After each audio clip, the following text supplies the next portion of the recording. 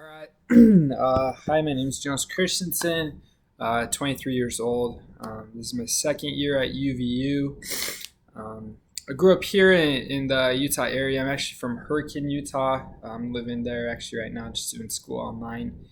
Um, my religion, I'm a member of the Church of Jesus Christ of Latter-day Saints. And I feel like with a lot of uh, people, the culture in Utah, a lot of people just kind of assume everybody else is, and so I guess the older I get, I've realized that there's a lot of people from different backgrounds that come here to UVU and live in Utah in general. I grew up in a pretty wealthy family. My dad is a dentist, and when I was younger, they were pretty poor, trying to become a dentist. I don't remember too much of that, and so growing up, I was able to have a lot of opportunities because my parents had pretty good money. But right now, trying to save up by myself, and most of the money and stuff I get is I'm going through the struggle myself right now, and so I definitely didn't realize how much I had until being in college. I'm a male, and I'm straight, and I'm actually married. My wife, she's beautiful. She's over there, and her name is Danella. And so we'll talk about some life experiences where I guess I've realized that the world, not everybody is the same as this Utah bubble that we kind of live in, that we live in. Um, and so I grew up with a lot of different friends of different cultures. I have a lot of different Polynesian friends, and I guess, my family, one of our classic meals, we have like mashed potatoes and steak. And one time I was at my friend's house, and his dad is from Samoa, his mom is from Tonga. And one of their meals that they have is they actually roasted a pig, and they had like a stick through the whole thing, and they were turning it over. And I was just like, I've never seen a dead animal like this. I've never actually seen it cooked. It cut off the head and everything. That was really eye-opening to me to see how different parts of the world do things. Their window broke and they just put duct tape on it. And but what I did realize, what's different about their house, is they did a lot more singing, and they were a lot closer as a family unit. They just had a lot of love. And so I think with every culture, the Polynesian culture, maybe the money and having super nice things wasn't as important to their family, or maybe as a culture in general. But some things that in my house seemed more important. Yeah. Anyways, another eye-opening experience I had when I was in about seventh grade. My dad, like I said, he's a dentist, and so I just grown up in Utah, and I hadn't really seen too much of the world. And so my dad took me on a humanitarian trip with him, and I felt really lucky because I got three other brothers, but I was the only one that went with him. And so we went to Guatemala. And so when we landed the airplane, nobody spoke English. We drove on this big bus, and as we drove through town, I realized there's tons of people who were homeless or lived in these tiny huts.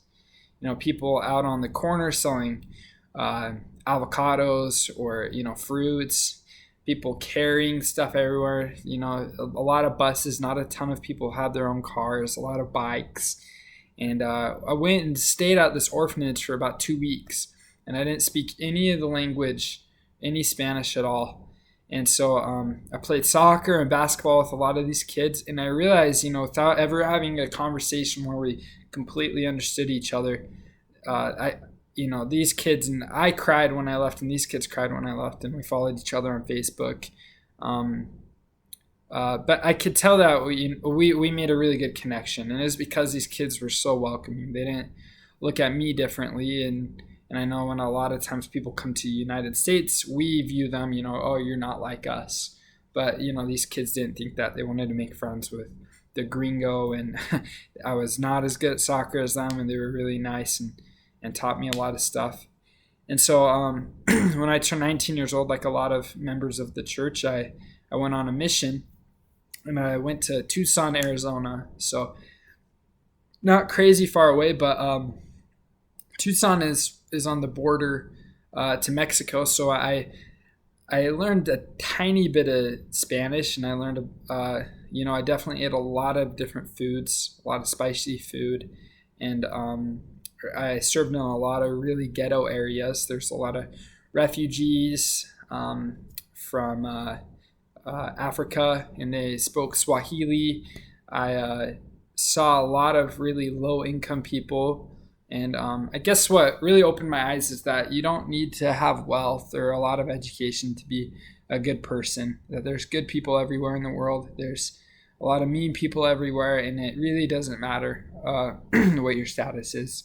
And I've been married for about 3 months now. My wife, her family's from Peru, and she moved to the United States when she was about 7. So as I've talked with her, I guess I've realized how much of a struggle a lot of people go through in the world, and that we really are blessed to live here in America. There's a ton of opportunities just from being born here. And I think on the previous assignment, it talked about how where you're born is a lottery.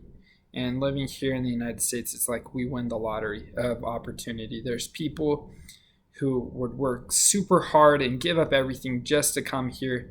And then there's people here who, hardly leave the couch and just watch TV all day, or they don't take their homework seriously. I've been like that before.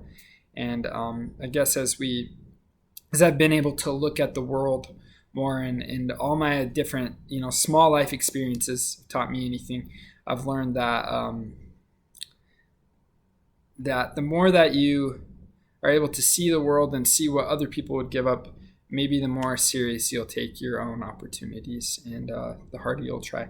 And so just one more thing I want to share from the media and different movies I've seen that have taught me about the world. There's a movie, it's called The Good Life, and it's about these, people from Africa. There's, I think, one sister and like 3 or 4 brothers or something, and they went through crazy experiences to come here to the United States, and they they almost died several times, and they waited, and anyways, they ended up here, and so much of the things that they did were looked at so differently than the people here in the United States.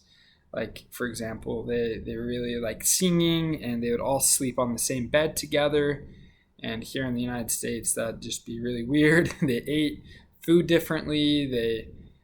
They were very bold with how they talked.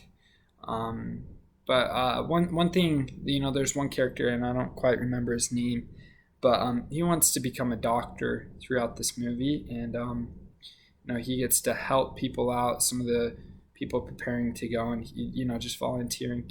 And throughout this movie, he is working 2 jobs and can't speak this language, and he's trying to memorize all the different shelves and cereals on the shelf for his job, and he's reading these textbooks, and honestly, I watched that part, and I thought, this guy right here, he doesn't even, this isn't even the hardest part of his life. This is probably the easiest things have been for him when he's trying to study to become a doctor, and he's doing all these things, juggling quite a few jobs and all these different responsibilities and walking everywhere. But for him, this is really easy because he was just barely trying to survive before. And so sometimes, even the hardest people that live here in this country have it easier than the people who have it best off in other countries. And I don't know if I explained that super well, but I guess in conclusion of all this, I feel really fortunate to live here in this country, and I know that the world is very different all around. And as we travel, cultures and customs and beliefs are different, but that we're really lucky to live here in this country. And I'm excited to be in this class to learn more about the world and my place in it. And yeah, turn this off.